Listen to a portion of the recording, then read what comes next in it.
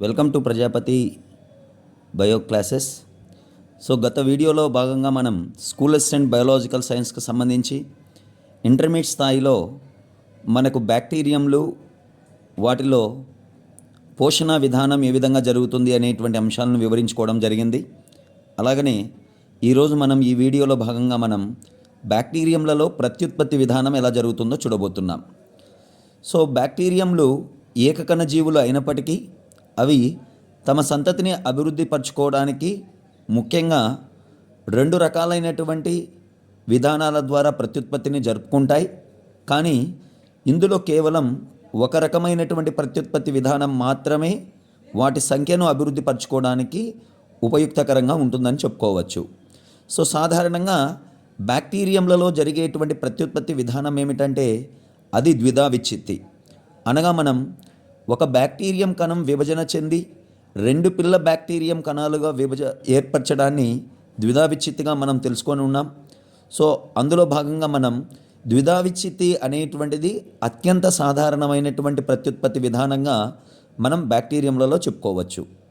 అలాగనే ఈ ద్విధా విచ్ఛిత్తిలో బ్యాక్టీరియంలలో మనం ముఖ్యంగా గుర్తుంచుకోవాల్సిన విషయం ఏమిటంటే ఒక కణంలో వెనువెంటనే జరిగేటువంటి ద్విధా విచ్ఛిత్తుల మధ్య వచ్చేటువంటి కాలాన్ని మనం ఉత్పాదక కాలం లేదా రెట్టింపు కాలం అని చెప్తాం. మరి బ్యాక్టీరియంలలో ఈ ఉత్పాదక కాలం సుమారుగా 20 నిమిషముల కన్నా తక్కువ ఉంటుందని చెప్పుకోవచ్చు. మనకి ఎగ్జామ్ పాయింట్ ఆఫ్ వ్యూలో కూడా ఇలా అడుగుతుంటాడు, బ్యాక్టీరియంలకు సంబంధించిన ఉత్పాదక కాలం ఎంత అంటాడు. అప్పుడు మనం 20 నిమిషముల కన్నా తక్కువ అని తీసుకోవాలి. అలాగనే బ్యాక్టీరియంలలో లైంగిక ప్రత్యుత్పత్తి ఎలా జరుగుతుందో కూడా తెలుసుకుందాం. బ్యాక్టీరియంలలో సాధారణంగా నిజమైనటువంటి లైంగిక ప్రత్యుత్పత్తి లేదు అని చెప్పుకోవచ్చు. ఈ క్రింది వాటిలో నిజమైన లైంగిక ప్రత్యుత్పత్తి లేనటువంటి సూక్ష్మజీవులు ఏవి అంటే అవి బ్యాక్టీరియంలో అవుతాయి. ఎందుకు ఇది నిజమైన లైంగిక ప్రత్యుత్పత్తి కాదు అనగా, సాధారణంగా లైంగిక ప్రత్యుత్పత్తి అంటే మనకేంటి, సంయోగ బీజాలు ఏర్పడాలి, అవి ఫలదీకరణలో పాల్గొని సంయుక్త బీజంను ఏర్పరచాలి, అది పిండంగా అభివృద్ధి చెందాలి, జీవిగా అభివృద్ధి చెందాలి. ఇవన్నీ కూడా ఇక్కడ బ్యాక్టీరియంల సందర్భంలో మనకు కనపడవు కాబట్టి ఇందులో నిజమైన లైంగిక ప్రత్యుత్పత్తి లేదు అని చెప్పుకోవాలి.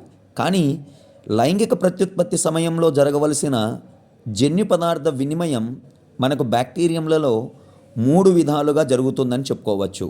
అందులో 1 సంయుగ్మం, 2 జన్యు పరివర్తన, 3 జన్యు వహనం అనేటువంటి 3 విధానాలు. ఇప్పుడు మనం ఈ మూడింటిలో మొదటి రకమైనటువంటి సంయుగ్మం లేదా కాంజుగేషన్ గురించి తెలుసుకుందాం. సంయుగ్మం అనగా కలయిక.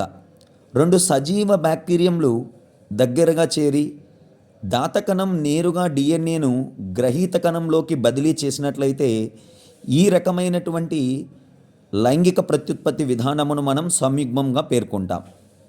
మరి ఈ విధానమును మొట్టమొదటిసారిగా 1946వ సంవత్సరంలో లెడెన్బర్గ్ మరియు టాటమ్ అనేటువంటి శాస్త్రవేత్తలు ఎచిరిషియా కోలై అనేటువంటి బ్యాక్టీరియంలలో వివరించడాన్ని మనం పరిశీలించవచ్చు.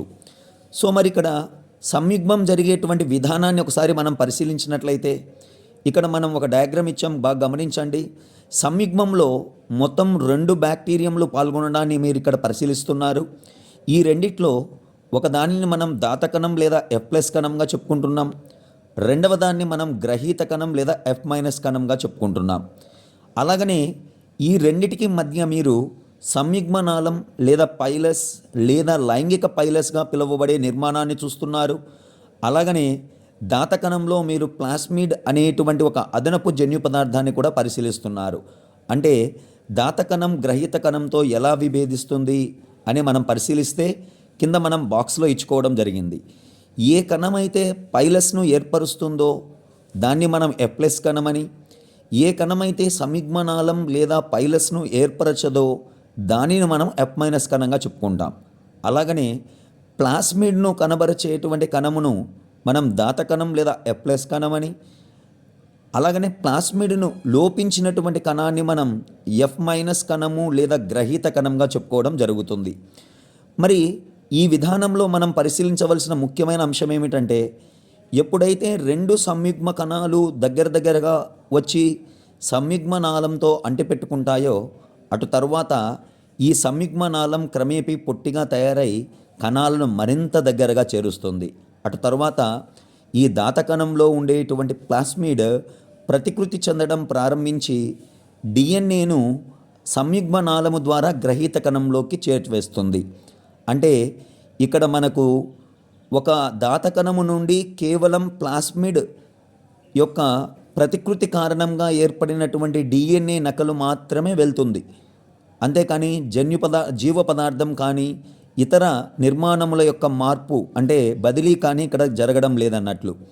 సో ఇక్కడ మనం సంయుగ్మ విధానంలో ఒక పూర్తిగా సంరక్షణ పద్ధతిగా మనం ఇక్కడ చెప్పుకోవచ్చు. ఎందుకనగా దాతకణంలోని ప్లాస్మిడ్ ఎప్పుడైతే ప్రతికృతికి లోనవుతుందో అప్పుడు ఏర్పడినటువంటి 2 పిల్ల డిఎన్ఏలలో ఒక డిఎన్ఏను తను ఉంచుకోగా కేవలం ఒక నకలు మాత్రమే పక్కన ఉండేటువంటి గ్రహీత కణంలోకి చేరుతుంది. అనగా మొదటగా ప్లాస్మిడ్ను కనబరచని గ్రహీత కణం చివరికి ప్లాస్మిడ్ను పొందుతూ ఉంది. కాబట్టి ఇక్కడ కేవలం జన్యు పదార్థ బదిలీ మాత్రమే జరిగిందని మనం తెలుసుకోవచ్చు.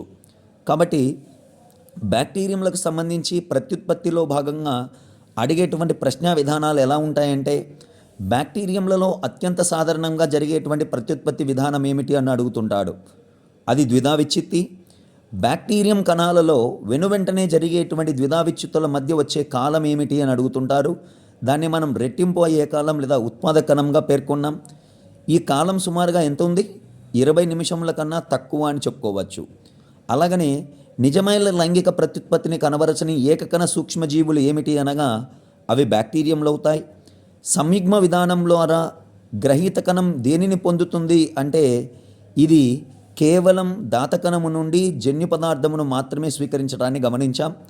అలాగనే మీరు ఈ బాక్స్లో ఇవ్వబడినటువంటి F+ కణానికి F- కణానికి మధ్య ఉండేటువంటి అంశాలను బాగా పరిశీలన చేసుకోండి. అలాగని ఈ క్రింది వాటిలో పూర్తి సంరక్షణ ప్రక్రియగా చెప్పుకోదగిన లైంగిక విధానం ఏమిటి బ్యాక్టీరియంలో అనగా అది సంయుగ్మం అవుతుంది. సో అలాగనే మనం తరువాతి వీడియోలో భాగంగా ప్రత్యుత్పత్తికి సంబంధించిన పార్ట్ 2 అనేటువంటి దాన్ని వివరించుకోవడం జరుగుతుంది. ఇంకా ఎవరైనా మన ఛానల్ను సబ్స్క్రైబ్ చేసుకొని వాళ్ళు ఉంటే సబ్స్క్రైబ్ చేసుకోండి. అలాగనే ఇతర వాళ్ళకు కూడా తెలియపరచండి. మనం ప్రతిరోజు కూడా school assistant biological science prepare అవుతున్నటువంటి విద్యార్థుల కోసం ఒక వీడియోను మన యూట్యూబ్ ఛానల్లో అప్లోడ్ చేయడం జరుగుతూ ఉంటుంది. Thank you.